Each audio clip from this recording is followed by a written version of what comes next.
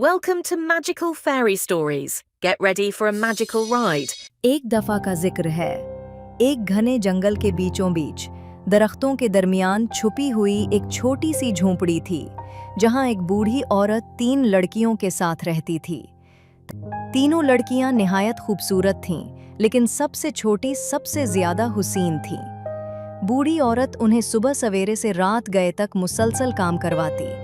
वो सोने जैसे धागे को बारीक और नफीस सोत में तब्दील करती थीं। जो ही एक तकला मुकम्मल होता, फौरन दूसरा दे दिया जाता, ताकि उन्हें एक लम्हे का आराम भी नसीब ना हो।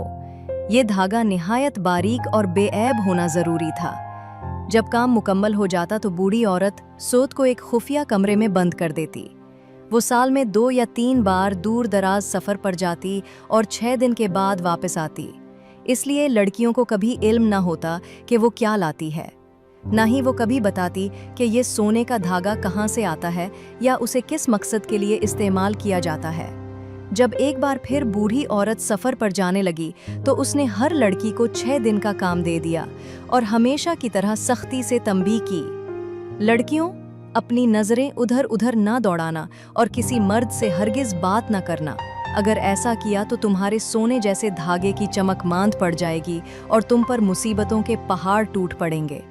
जब बूढ़ी चुड़ैल चली गई तो लड़कियां हंसने लगीं और आपस में कहने लगीं कि भला उनके धागे की चमक कैसे खत्म हो सकती है और वो किसी मर्द से मिलेगी भी कैसे, जबकि वो जंगल के बीच ऐसी तन्हा जगह पर रहती हैं। बूढ़ी औरत के जाने के तीसरे दिन एक नौजवान शहजादा जो शिकार के लिए जंगल में आया हुआ था, अपने साथियों से बिछड़ गया और रास्ता भटक गया। रास्ता ढूंढते ढूंढते वो थक कर एक दरख्त के नीचे लेट गया, अपने घोड़े को चरने के लिए आज़ाद छोड़ा और खुद नींद की आगोश में चला गया। जब उसकी आंख खुली तो सूरज गुरूब हो चुका था। वो फिर से जंगल से निकलने का रास्ता तलाश करने लगा। कुछ ही देर में उसे एक तंग सा रास्ता नजर आया और वो खुशी खुशी उस पर चल पड़ा। यही रास्ता उसे इस झोंपड़ी तक ले आया जहां तीनों लड़कियां रहती थीं। लड़कियां झोंपड़ी के दरवाजे पर बैठी ठंडी हवा से लुत्फ अंदोज हो रही थीं कि अचानक शहजादे को आते देखा तो चूक गईं। शहजादे ने नहायत शायस्तगी से उन्हें सलाम किया और बताया कि वो रास्ता भटक गया है और बहुत भूखा और थका हुआ है। बड़ी बहनों को फौरन बूढ़ी औरत की तंबीह याद आ गई और उन्होंने छोटी बहन से कहा कि उसे अंदर ना आने दे, मगर सबसे छोटी बहन शहजादे की हालत देखकर रहम में आ गई और उसे अंदर आने दिया। उसने उसे खाना दिया और शहजादे की दिलकश बातों में खोकर वो बूढ़ी औरत की तंबीह भूल गई और घंटों उसके साथ बातें करती रही। उधर शहजादे के साथी उसे हर तरफ तलाश कर रहे थे, लेकिन कामयाब ना हुए। उन्होंने बादशाह को उसके गुम होने की खबर भिजवाई। बादशाह ने फौरन सिपाहियों का एक दस्ता रवाना किया। 3 दिन की तलाश के बाद वो आखिरकार इस झोंपड़ी तक पहुंच गए। शहजादा जाने से पहले सबसे छोटी लड़की से वादा करके गया कि वो वापस आएगा और उसे अपनी दुल्हन बनाएगा। शहजादे के जाने के बाद लड़की ने तेजी से काम में लगने की कोशिश की ताकि खोया हुआ वक्त पूरा करे, लेकिन जैसे ही उसने तकले की तरफ देखा उसका दिल धक से रह गया। सोने जैसे धागे की चमक बिल्कुल खत्म हो चुकी थी। बूढ़ी औरत की बातें याद आते ही उसके दिल की धड़कन तेज हो गई। अब उसे समझ न आया कि उसके साथ क्या होने वाला है। बूढ़ी औरत रात को वापस आई और जैसे ही उसने धागे की मांद पड़ी चमक देखी, वो फौरन समझ गई कि उसकी गैर मौजूदगी में क्या हुआ है। वो गुस्से से पागल हो गई और लड़की को डांटते हुए बोली, न सिर्फ तुमने अपने ऊपर मुसीबत नाजिल की है, बल्कि तुमने शहजादे को भी बदकिस्मती में मुब्तला कर दिया है। अब छोटी लड़की शदीद परेशानी में मुब्तला हो गई। वो बार बार बूढ़ी औरत की बातें याद करती रही और खौफ से कांपती रही कि न जाने अब क्या आफत उसके और शहजादे के सर पर आने वाली है। आखिरकार जब वो लड़की अपने ज़मीर की मलामत बर्दाश्त न कर सकी तो उसने शहजादे से मदद लेने का फैसला किया। बचपन से ही वो परिंदों की ज़बान समझती थी और अब यही खूबी उसके काम आने वाली थी। जब इसने देवदार के दरख्त की शाख पर बैठे एक हुदहुद को देखा तो नरमी से उसे पुकारा, ऐ प्यारे परिंदे, उड़कर इस शानदार शहर जाओ जहां अजीम महल खड़ा है। बादशाह के बेटे को मेरा पैगाम दो, मैं बहुत बड़ी मुसीबत में गिरफ्तार हूँ। इसे बताओ कि मेरे सोने जैसे धागे की चमक कैसे मांद पड़ गई, बूढ़ी औरत किस कदर गजबनाक है और मुझे किस तरह शदीद आफत का अंदेशा है। हुदहुद ने वादा किया कि वो पैगाम जरूर पहुंचाएगा और फिर आसमान की वुसअतों में परवाज कर गया। खुशकिस्मती से हुदहुद महल के बाग में जादूगरे हवा के बेटे के पास पहुंचा, एक ऐसा शख्स जो परिंदों की ज़बान समझ सकता था। उसने लड़की का पैगाम उसे सुना दिया। जादूगर का बेटा शहजादे के पास गया और उसे लड़की के पैगाम के बारे में बताया, जिसे सुनकर शहजादे का दिल परेशान हो गया। उसने जादूगरे हवा के बेटे से कहा कि हुदहुद को ये पैगाम देकर वापस भेजे। नवे रात तैयार रहना, मैं तुम्हें बचाने आ रहा हूँ। जादूगर के बेटे ने वैसा ही किया और हुदहुद हुरूबे आफताब तक दोबारा झोंपड़ी में पहुंच गया। लड़की ने पूरे दिल से उस परिंदे का शुक्रिया अदा किया और खामोशी से अपने घर लौट गई। जब नवी रात आई तो लड़की आहिस्तगी से घर से निकली और थोड़े फासले पर जाकर कपकपाते दिल के साथ इंतजार करने लगी। कुछ ही देर में उसे घोड़ों के समों की धीमी धीमी आवाज सुनाई दी और फिर शहजादे की क़यादत में सिपाहियों का दस्ता नमूदार हुआ।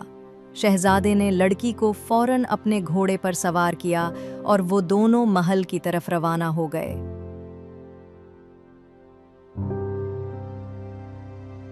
अगली सुबह जब सबसे छोटी बहन घर पर मौजूद न थी तो बूढ़ी औरत ने उसके बारे में पूछा।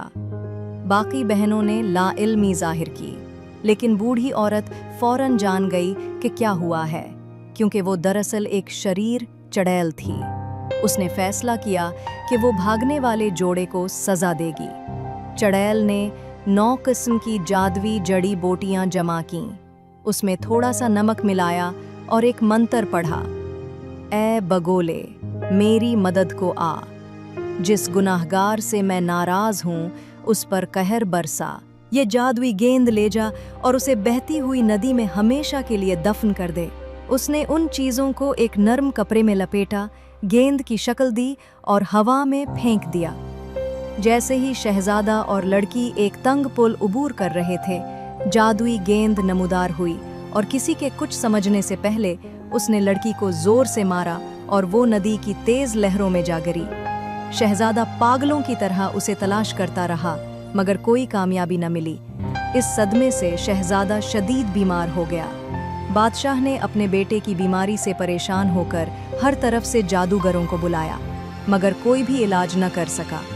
1 साल बाद शहजादा इसी पुल पर दोबारा आया जहां उसकी महबूबा खो गई थी। इस बार उसे नदी की सतह पर एक सुनहरी कवल का फूल तैरता हुआ नजर आया। उसे वो अलमनाक लम्हा याद आ गया और वो ज़ारो के तार रोने लगा। दिल से दुआ करने लगा कि काश वो दोबारा जिंदा हो जाए। इसी दौरान अचानक उसे एक मध्यम सी आवाज़ सुनाई दी, मंतर का कहर सब ने छोड़ा है मुझे, मैं हूँ कैद इस बहती नदी में। मेरा प्यार आया नहीं बचाने, हालांकि मैं थी उसकी दिल की रानी। शहजादा चौंक गया और इधर उधर देखा, मगर वहां कोई न था। फूल तो गाते नहीं।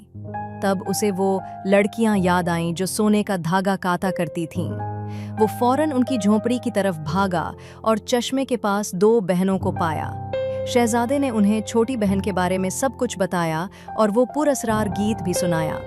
बहनों ने कहा कि वो सुनहरी कव्वल यकीनन उनकी बहन ही है, जिसे मौत नहीं आई बल्कि चुड़ैल की जादुई गेंद ने उसे बदल दिया है। इस रात बड़ी बहन ने जादुई जड़ी बूटियों से एक केक तैयार किया और शहजादे को दिया। इन्होंने शहजादे को मशवरा दिया कि परिंदों की बातें गौर से सुनना और जब वो उनकी बहन को बचा ले तो उनकी भी बदकिस्मती से रिहाई दिलवाना। रास्ते में शहजादे को एक कागा मिला जिसने बताया कि लड़की 1 साल से कवल के फूल की शक्ल में नदी पर तैर रही है। अपना गमगीन गीत हर गुजरने वाले को सुनाती है, मगर कोई उसकी मदद को नहीं आया। जब वो महल वापस पहुंचा तो उसने बाग में एक उकाब को बैठा पाया। उकाब ने उसे बताया कि फेनलैंड का एक जादूगर पैगाम भेज चुका है कि लड़की पर पड़ी बददुआ को ख़त्म करने का एक तरीक़ा है, मगर इसके लिए शहजादे को एक सख्त आजमाइश से गुजरना होगा और ख़ुद को एक कीकरा बनाना पड़ेगा। शहजादे ने बगैर जिज के इस शर्त को कबूल कर लिया। जादूगर की हिदायत पर अमल करते हुए शहजादा नदी के किनारे पहुंचा और खुद को एक सुर्ख कीकड़े में बदल लिया। शहजादा कीकड़े की शक्ल में कीचड़ से रेंगता हुआ नदी में बेखौफ कूद गया।